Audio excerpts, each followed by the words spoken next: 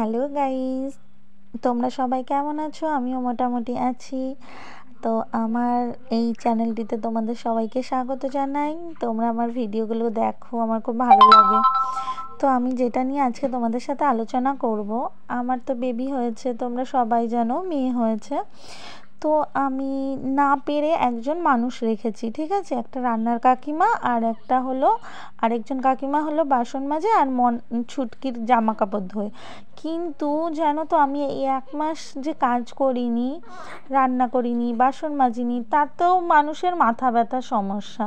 তোমরাই বলো, আমি যদি সুস্থ না হয়ে উঠি তাহলে আমার বাচ্চাদের কে দেখবে, আমার ফ্যামিলিকে কে দেখবে? আমার শাশুড়ি মা অসুস্থ, তাই না? তো তাতেও যদি লোকের মাথা ব্যথা হয় তাহলে আমি যাব কোথায় বলো তো? আজকে আমি তো সমস্যায় পড়ে মানুষ রাখতে বাধ্য হলাম, তাই না?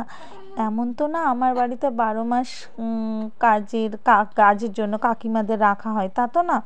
তো এই কথাটা বলার মানে তোমাদের সাথে শেয়ার করা এটাই, একটা মেয়ে সব পারে, কিন্তু এই টাইমে যে সময় তাদের মাকে সবার আগে দরকার ছিল, কিন্তু আমি তো আমার মাকে পাচ্ছি না, তাই না? তাহলে আমাকে একা হাতে সব দিকে সামলাতে হবে।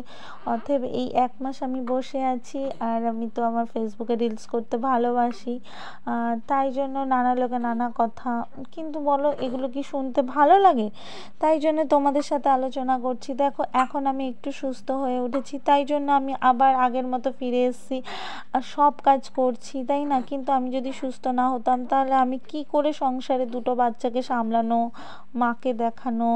তো 1 মাস আমি রান্নার কাকিমা রেখেছিলাম, তো এখন আর মনে হয় না আমার প্রয়োজন আছে। তো ওই 1 মাস আমি যে বসেছিলাম না, তো হলো অনেকের অনেক রকম সমস্যা হচ্ছিল, সেটা নিয়ে তোমাদের সাথে শেয়ার করলাম।